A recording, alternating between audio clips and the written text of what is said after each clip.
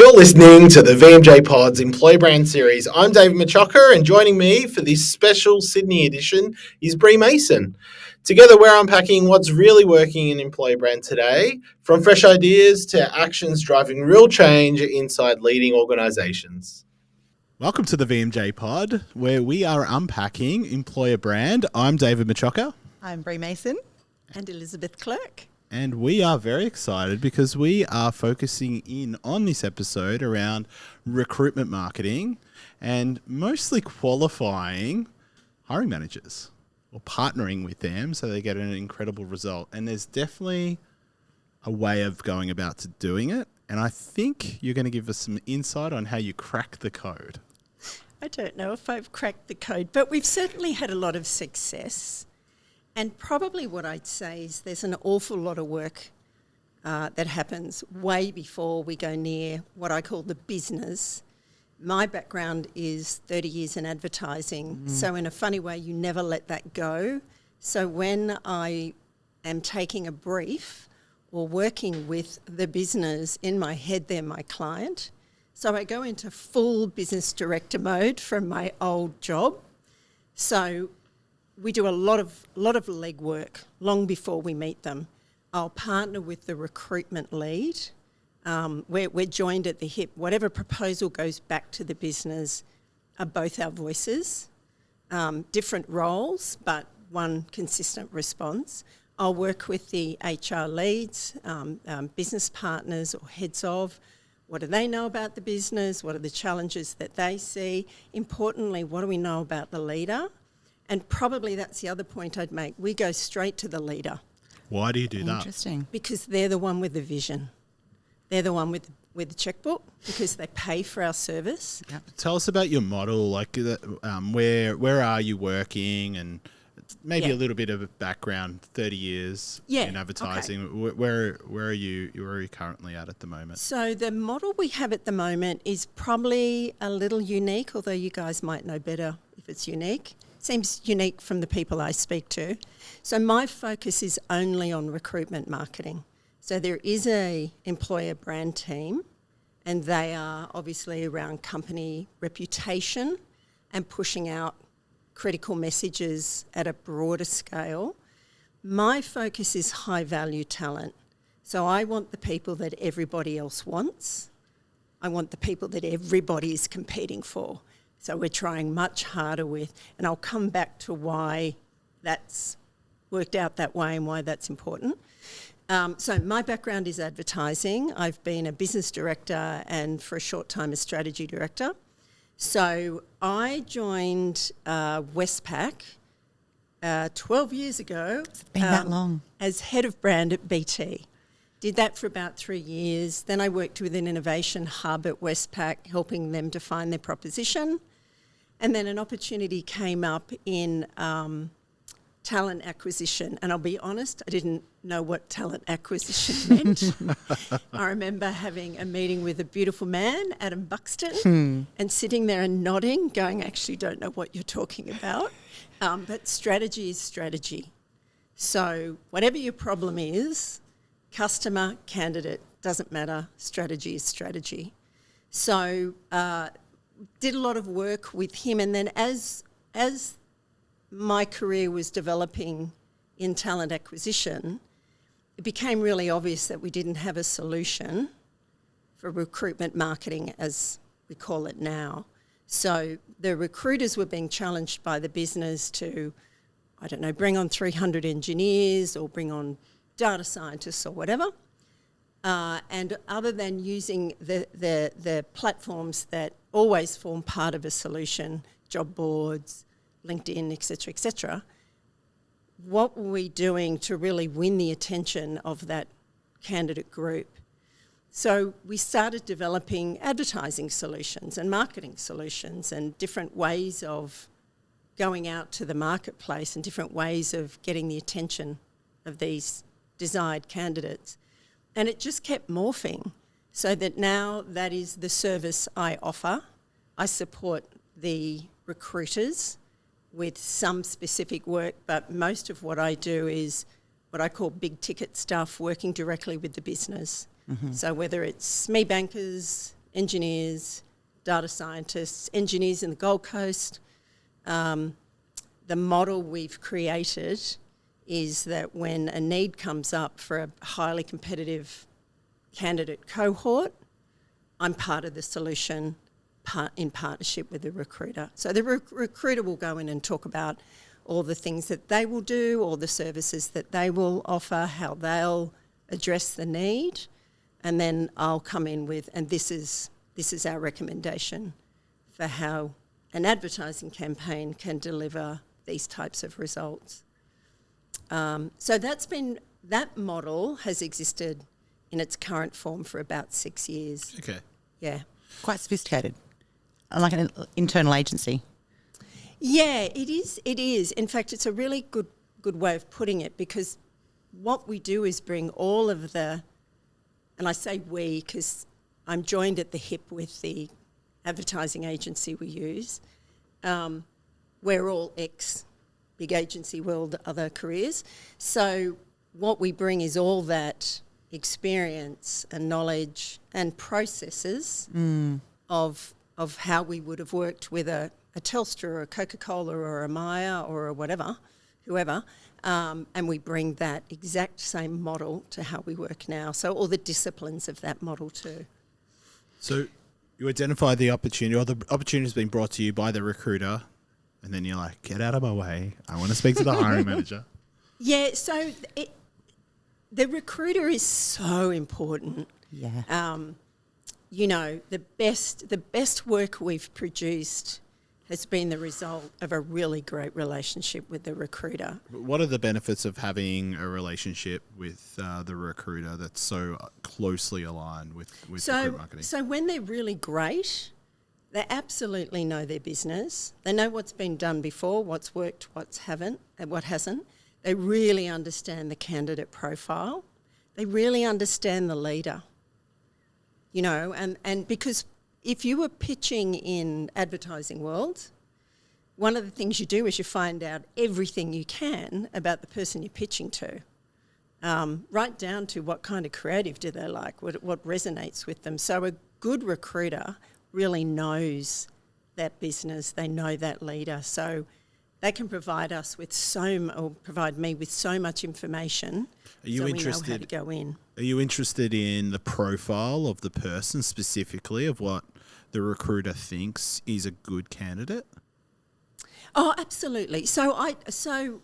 And we'll ask the same question of the leader. You know, what is your ideal candidate? Not the leader, the recruiter. Oh, well, absolutely. I need to know what the recruiter knows. I need to know what the recruiter thinks, but it doesn't end there. We'll talk to the HR business partner or head of. What do you think? We'll go, you know, by the time we go and sit with the leader, we're asking them, we're doing our own desk research, and then depending on the size and scale of the project, we will go and do additional research, focus groups, interviews, all the rest of it. So, but before we get to the leader, we are information gathering. We need to know, or I need to know as much as possible, what are we dealing with? What are the potential hurdles? What are the challenges? As I say, what have we done before? What worked? What didn't work? You know, if I can get my hands on some recent recruits in the business, you know, go and chat to them. Why did you join? You're still happy to stay? What's keeping you? Very important questions. Absolutely. And the interesting thing is, by the time you do get to... Do you know anyone who would like to work here? Well, yes, referrals. We love referrals. But, you know, it's a really important question to ask of the leader as well, because not everybody says the same thing. Yeah. So that's important too, because can't move forward if everybody's got different opinions. We need to have alignment on that too. So it can make for challenging chats. So you mentioned earlier that the leader, the hiring manager or the partner, whoever the department is that you're representing, has the vision. So I guess if I'm really explicit, I want to go to the top person with the vision. So that's where the juice is. Yeah, without sounding brutal, I'm not interested in the layers under. Now, we may find ourselves in meetings with a leadership team and the leader, but one of the first questions we ask is who has the D. So who has decision-making rights, who's going to sign the brief, who's signing the budget, who will ultimately sign off the creative concepts. Because that's the only opinion I need. The other influences are important and we can't discard them. But I need, it's usually a CIO or a general manager we're dealing with, what is your vision for your department? When we talk about what is your ideal candidate, why? What are you looking for? What are you trying to build? And is that conversation in isolation just for you, or are you wanting to? How are you capturing that content, or what he is sharing or she is sharing, and then amplifying that? So the agency comes to all of the critical meetings from the beginning. So I'll do a little bit of legwork to work out if, frankly, is there budget? Is it a realistic brief? Are they going to give us time? Assuming that all that lines up and it's something, because I might not be the right solution if the budget's not there or if the whatever. But the minute we go in and meet a leader, agency comes in. It is critical that they are hearing from the voice, and they're so good that they will be asking questions I haven't even thought of, because, their heads are racing 10 steps ahead of everybody else because they're thinking creatively around solutions. It's important that they're exposed, and also important for the leader to meet the team that are going to provide the solution, particularly because they're paying money. So meet the senior bodies that are all over your work. So we always have the agency in right from the beginning, and every critical meeting, the agency are there. That's important too, because we don't want information to get reinterpreted. And we don't, sometimes leaders will say something and it is just gold. Yeah. It's fantastic. Brilliant for the agency to hear that firsthand. Now, you would do that exactly in agency world as well. Do you find some leaders are a bit aspirational, and if they are, could be a little bit unrealistic in what they're looking for, and how do you manage that? Yeah, that's a really good question, because sometimes they're aspirational, but sometimes they go in a direction we know won't work. So the way that we operate is, it's not cookie cutter, but we have a process. The questions we ask are very deliberate. The first meetings we have are very deliberate, and what we share and what we go through. We now have a body of work and case studies. So when someone is saying something that might be aspirational and not realistic, or might be in a territory we don't think is going to take us to a good creative solution, we can use the case studies to explain the challenges of a previous brief with and it's in the business, so chances are they know who that business leader was, how we worked through that, what the results were. Those case studies are really gold. And I guess the other thing is, if there's something aspirational, and it's, we've had the conversation around who's your target, why would they work here? I guess that's the other thing I should say, is we're not transactional. We don't go in and a leader go, I want you to say this. This is the ad I want. That's not how we work. They might be aspirational in a sense to say, I really need I need female applications, and that it's a male-dominant sector. But that's okay. That's okay, because then the conversation becomes, what is it that you offer that is unique to pull someone from working at company X, a female at company X? Why is she going to get up from her chair and walk over and come and work with you? How are you going to turn her head? Yeah. How do you get to that understanding and that insight, though? Because that's sometimes hard. Yes. Is there anything to sell? And that's a really good look. Identifying the gaps and the holes is as important as we have gone back and said, your offer's not strong enough. This is not going to swing the deal. Like, you know, and again, it's where It case could be a studies are whole great. bunch of things, right? It could be revenue, it could be flexibility in workforce, it could be the type of work. So you are creating a moment to go back for a period of time to manage expectation. Yeah, and again, I think it comes down to the really rigorous approach we use. Everything is documented, you know, from those initial meetings. We create a brief, we go back, present the brief, we work through the brief. The briefing document is a fantastic document to address challenges because, a brief reads like a story. What are we trying to do, and who's the target, and why would they believe us? And you very quickly get to, you don't have good proof points.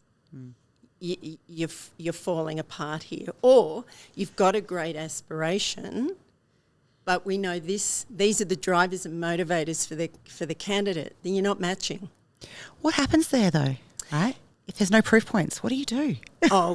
Look, to be frank, if there's no proof points, it's a difficult conversation, but you're not ready.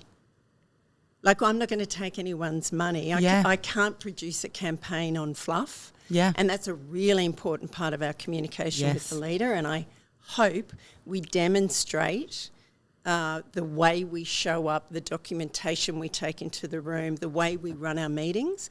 I hope we're showing up as business partners and experts so that we position ourselves to say, you're not ready, there's not an offer here. Yeah. So the brief is taken and you're happy with the brief. You've got a great aspiration. You've got a great leader who's really clear on what they're after. The digital agency is right behind you. What are the bullets you're shooting to be able to attract talent? Where do you go to first?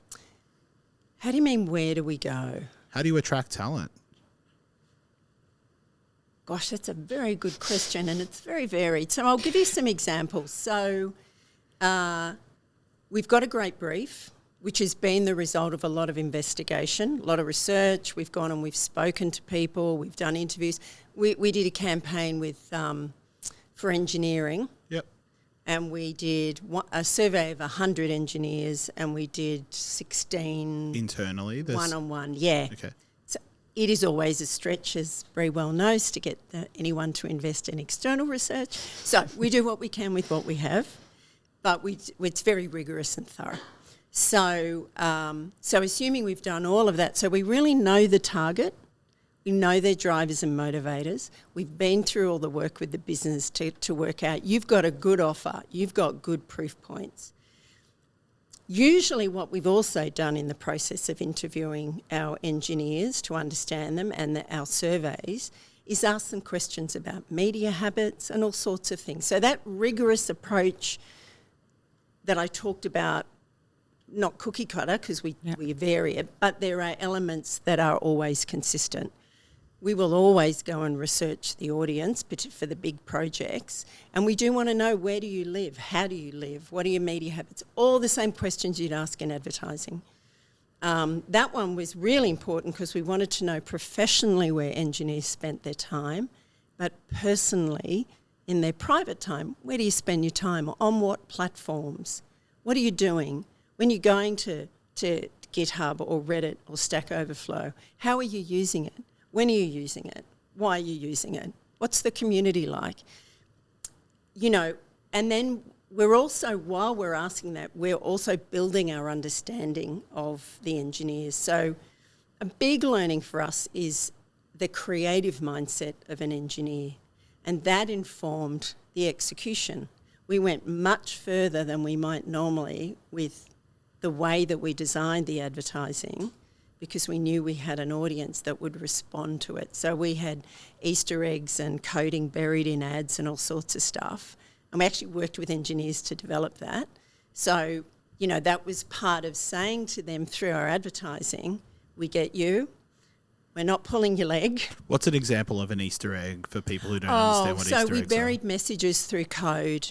Yep. So if you're an engineer and you saw our advertising and you recognised, one of the things that engineers apparently learned first to code is Hello World, I think it is. Hello World. So we found that out through talking to them. So in it, we'd buried that code. So what it says is, as an employer, saying we are serious about engineers, and we're a bank, right? So engineers probably think of sexier places before they think of us. Well, it's not a tech company. It's not known for tech. Exactly. So we had to work even harder to prove our tech creds. Yeah. So understanding the target audience and what made them turn them on was how that creative, again, amazing creative agency, not me, but how that evolved. And it just gave us some street cred with engineers that we know what we're talking about. When you join us for an engineering career, we're serious about your engineering career. Yeah. So it's not just the channels. We did go into Stack Overflow and that was a great success because that was complete cred with engineers. And then we, of course, built out reach and awareness with other media like YouTube and LinkedIn. Mm-hmm. But it wasn't just where we put the message. It was obviously how we did the message as well as what the message was. Yeah. And you're working for Westpac, such a big brand, iconic Brands. brands. Yes, brands. And for those people who want to have the flexibility and creativity to try new things, how do you go about managing the business so that you can bridge that gap of, the complex and brand requirements that they do have, and sort of, it sounds like living slightly outside of them? Yeah, look, I guess it's probably somewhat simplified in that most of our work is under the Westpac brand. The market now knows the portfolio of brands under Westpac. So, if you come in the Westpac door, it's not a shock if you, through your career, you find that you're on St. George or you might do some tech work on one of the other brands. We always adhere to the brand guidelines, no question. Absolutely adhere to the brand guidelines, but I do not want to look like a bank ad. If I look like a bank ad, no one is ever going to stop and look at my ad because they think it's a bank ad. Yeah. I need to look different. I'm taking a really segment-based approach to my targeting. I need my creative to speak to that target. I have to win their attention when every other big corporate, and again, I keep using tech, but it's a good one, everybody wants great tech people. So I have to win their attention, and I'm not going to do it if they get mistaken for a home loan ad or a mortgage ad. Yeah. I've got to stand out. But my creative message has to be relevant to my proposition, has to be relevant to the brief. So we're not just doing creative fluffery for the sake of creative fluffery. It is all very strategically focused, but the creative voice is really exciting, relevant to the brief, always relevant to the brief. Does that make sense? It does. Oh, good. Complete It sense. does, and not just for engineering, because I've seen it for the grad campaign that you guys ran, Yeah. and that was so clever. Yes. Super clever. For anyone who hasn't seen the grad campaign, it's clever, it's smart. Yeah, and it's very catchy and authentic and real to someone who is looking to take that journey from university into real world. And again, when you track that back, about 5 years ago, we met to talk about what was the strategy for targeting for grad.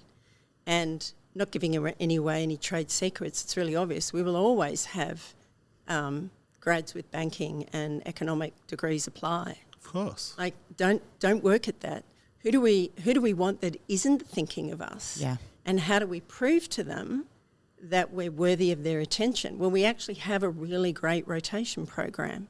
So, and we knew we wanted people that were thinking differently. If we're going to be the innovative, digital, exciting bank of the future, fresh minds, fresh blood. It was fresh creative thinking. minds, was that the tag? It's uncommon minds. Uncommon minds, that's and right. again, that was really important because it was about talking to people that went, I didn't think my degree was relevant. And it's like, no, you are.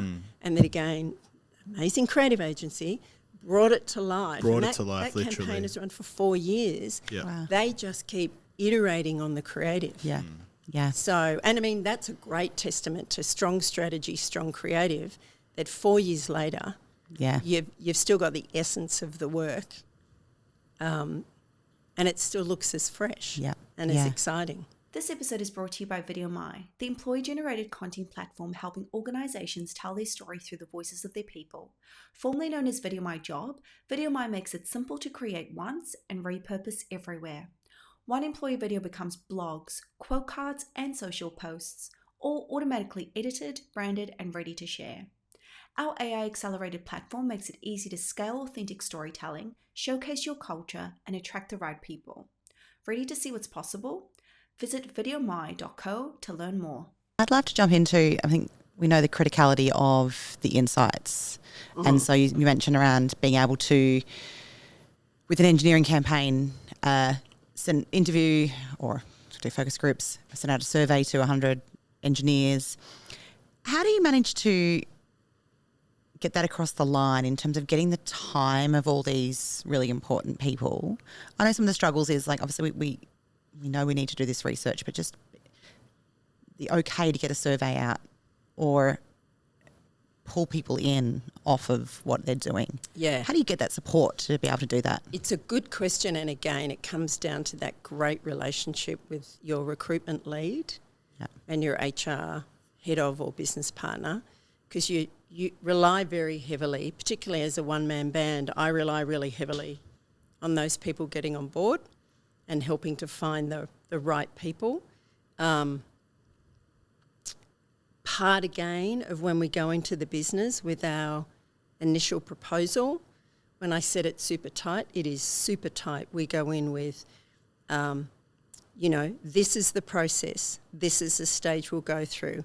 This will be the ask of you. We're telling you early we want to do this. We need this to happen because. So it's really clear up front, the roadmap and the milestones. You know, I often say to people, no surprises. I mean, even creatively, we do tissue sessions. We don't wait. We don't do the brief, run away for 4 weeks and come back and go, surprise. You know, we do tissue sessions in between, and we might do 2 of those before final creative. So hopefully we've involved everyone in the beginning. We've been really clear about the process, really clear that we need people. Our production schedules are literally spreadsheets on spreadsheets. We not always does the senior person want to read those, but whoever the key person in the team that needs to be across those, and then we rely on them.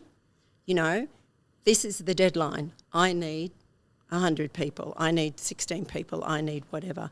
Again, my agency's amazing. They will, once we get all the names, they manage and schedule all the interviews. So that works a treat. And we make sure that experience is great as well. While we're interviewing people, we're also checking out how comfortable are they in front of camera. Would they be good in our campaign? We don't know. It's a lovely way to thank someone for their time, and we do eventually use them if we use them. But it's all really structured. There is nothing left to chance. We have everything down to the day in that production schedule as soon as we know. And often because someone will say, you know, a business will come and say, I want something and I want it tomorrow. And we go, okay, here's how it works. But I hope we come across as experts because we have everything documented because we've done it so often. Experts is exactly what I've been thinking the whole time you're talking. There's a huge difference. It's very rare for the industry to get someone who's comes from Ogilvy, advertising agencies running that to come into employer brand talent attraction.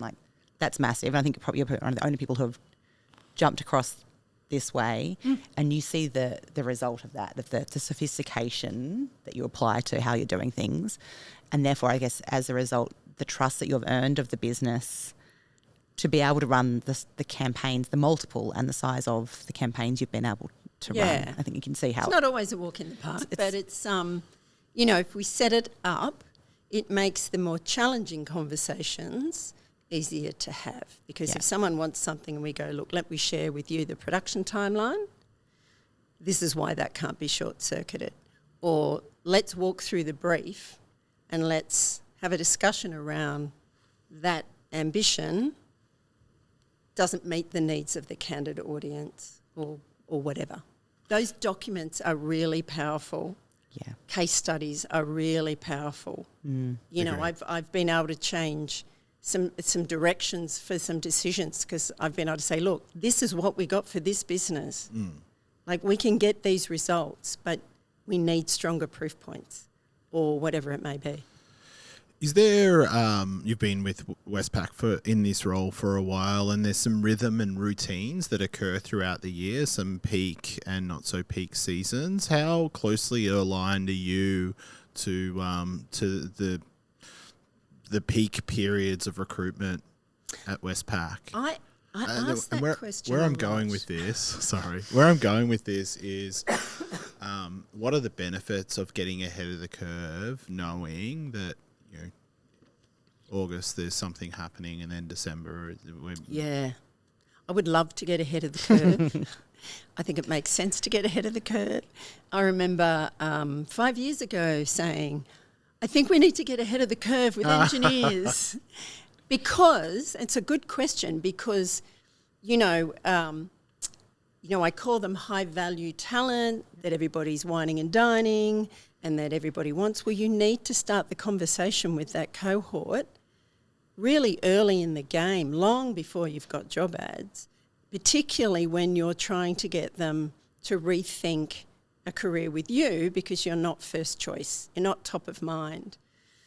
The challenge with that is when you're not linking it to apply now jobs, it's harder to go in and ask a GM for an awful lot of money for an awareness campaign that is, I can prove with engagement figures and all the rest of it, but it's still pretty hard to prove. It's not like in advertising where I'll have all manner of measurement that I can tap into to prove my advertising is working. We don't have that measurement in this space. There's not the volume and the scale that makes sense for you to invest in those kind of research reports. So they're harder to stand up. We've been able to stand up a couple, but they're really hard to stand up. So I'm often asking, what's coming down the pipeline? What are we seeing? What are we hearing? Again, relationship with your recruiter is everything, and your HR business partner, because they're working on, forward plannings for teams and whatever. Yeah. And then your recruiter is seeing requisitions and all the rest. I want to get in much earlier than that, but it's very hard. It's a lot of money, and really we probably only hear from the business when they know 400 jobs now, 300 jobs now, or whatever. You mentioned around then that it's very hard to justify when it's a top of funnel type campaign where it's not about filling jobs necessarily at the end of the day. Yeah. So how do you do it? How are you proving that ROI? What are you using to try to have that conversation to get the money? So it's a good question. So what I'm doing is I am running some test and learn with more modest budgets. So we have a sort of a discretionary budget in talent acquisition. So I started in November pushing some stuff out into the market that is more in nature, awareness and consideration, and trying to understand or get a deeper understanding of some of the broader proof points we might take to market. So A/B testing and seeing what's happening. So we'll do more of that this year. With every one that I do, I'm building my data points. I'm starting to go, okay, that looks good. The beauty of someone like LinkedIn is you can get influenced hires. Yes. So I was going to say, because how are you tracking that? Yeah, so months down there. So I've got all my engagement figures and versus benchmark and all of that stuff that everybody does. That's useful to know, of course. You want to know you're smashing benchmarks. Yeah. But it's very useful to also be able to go back and say 6 months down the track, we know these numbers from influenced hires. So we know we are impacting this audience. We've just done some retargeting of an audience. We haven't done that before, so that'll be another great learning, because this high-value talent that I'm after, I've now served up 2 dimensions of what life with us might be like. I want to serve up a third. So I'm sort of building out a case study. There I am saying case study again. But I'm building out another case study, and that might be a tool I can use to have sort of more front-footed conversations with some of the businesses. Upon reflection of this episode, which I really love, is about building a brief, which you've been able to communicate, if replaying it back, that connection with the decision maker, the person who's signing off, collaboration with the digital agency that you're collaborating with and bringing them into conversation, and the recruiter themselves. Yeah. But where we've gotten to is the reason why you're doing that is to build these case studies to prove that your campaigns are working, or you're at least learning from them for the future.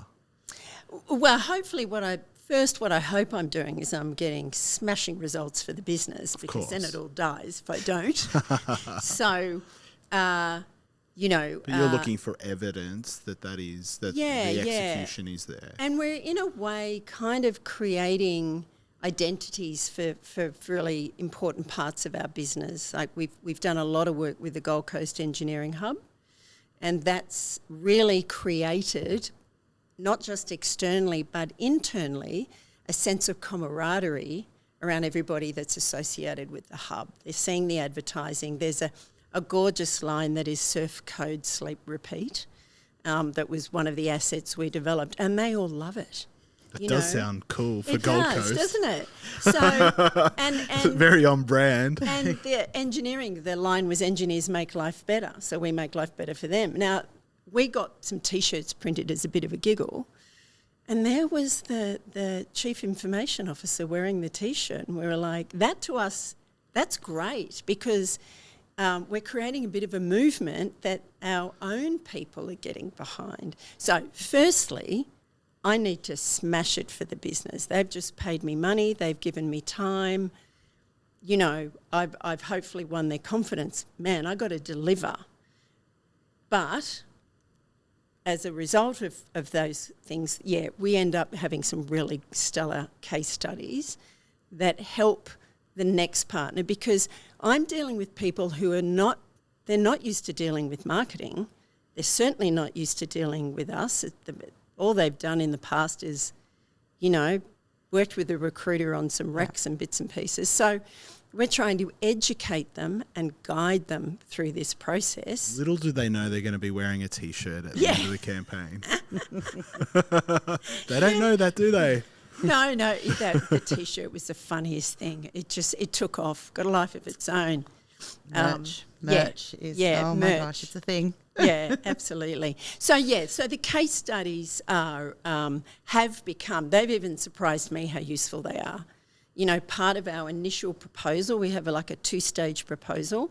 The minute we hear something might be happening, and I've had all the conversations with everyone, and we go, right, let's just go in initially to explain the approach and the process. I don't get the agency in that one, because that's what I call housekeeping. But it's a professional looking deck.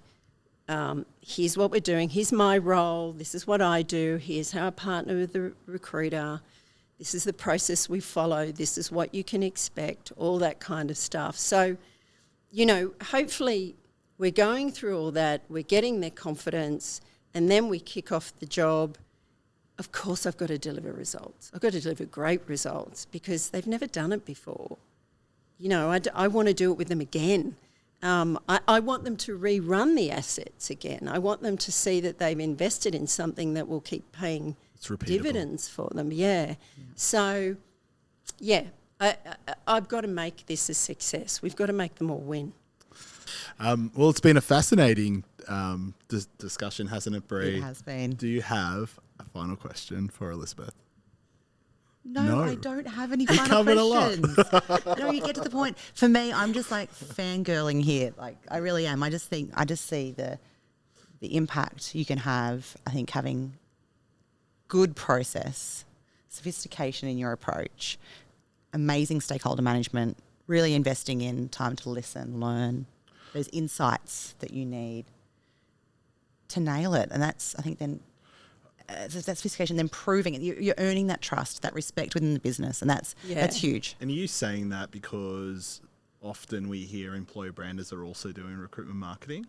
Yes, or TA people are trying to do it. Yeah. So it's a completely different skill set, right? So you got the complete opposite end of the scale here with Elizabeth, like expert in that field. So you can't expect the same result, different skills. Yep, I agree. Yeah, so just to see how schmick it can be, no wonder they're winning the awards that they keep winning. I've got to say, though, a massive shout out, and I think you know the recruiter, Craig, that I'm talking about. Massive shout out to one particular recruiter that was involved in a lot of our work. Incredibly brave, absolutely fought the good fight for us. He went into bat with the business when he sensed anyone might be wobbling or someone might be going off script. He was amazing. So collaboration is the other major point. Get in early, get everyone across what you're doing. You know, help HR and recruitment understand and educate them as well. You know, you can't just assume everybody knows it, because it's not magic. This is hard graft and strategy, but not everybody has done that, so they don't get it. And I think that's a really good point to end on, the summary that you just provided. I really appreciate your time. It's been a fascinating episode. This opportunity. This has been very exciting, and I feel very honoured and chuffed to be asked. So thank you.